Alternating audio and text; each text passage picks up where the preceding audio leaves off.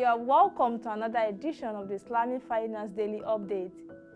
Dubai City United Arab Emirates yesterday reopened its doors to international visitors in the hope of reviving its tourism industry after a nearly 4-month closure.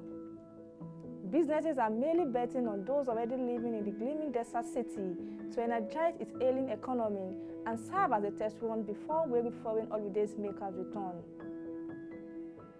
Incoming tourists are required to present a negative test result taken within 4 days of the flight. If not, they can take the test on arrival, but must self-isolate until they receive the all clear. Tourism has long been the lifeline of the Great Gulf Emirates, one of the 7 sheikdoms that make up the United Arab Emirates. High season starts in October when the scorching heat of the Gulf summer starts to dissipate. Dubai welcomed more than 16.7 million visitors last year, and before the pandemic crippled global travel, the aim had been to reach 20 million arrivals in 2020.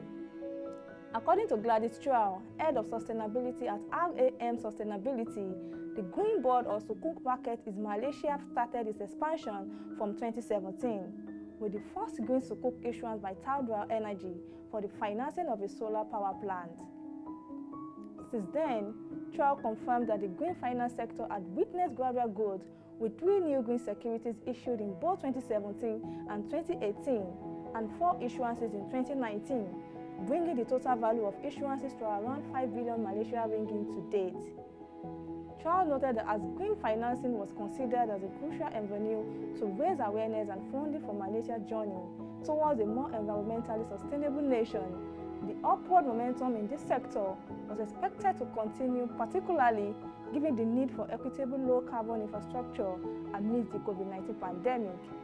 Chua estimates Malaysia's green finance market to reach 6 billion Malaysian ringgit by the end of 2020, supported by solar, small hydro and green building financing. Saudi British Bank announced earlier this week that it will be offering the first Sukuk under its newly established local Sukuk program at a value not exceeding 5 billion Saudi Arabia Riyal or equivalent. According to a bound filing with the Saudi Stock Exchange, Tadawul, the issuance size of the Sukuk is to be determined based on market conditions subject to relevant laws and regulations. According to Tadawul, the issuance of the Saudi Arabia Riyal denominated Tier II Sukuk commenced on the 6th of July 2020 and will end on the 28th of July 2020, targeting sophisticated investors based in Saudi Arabia.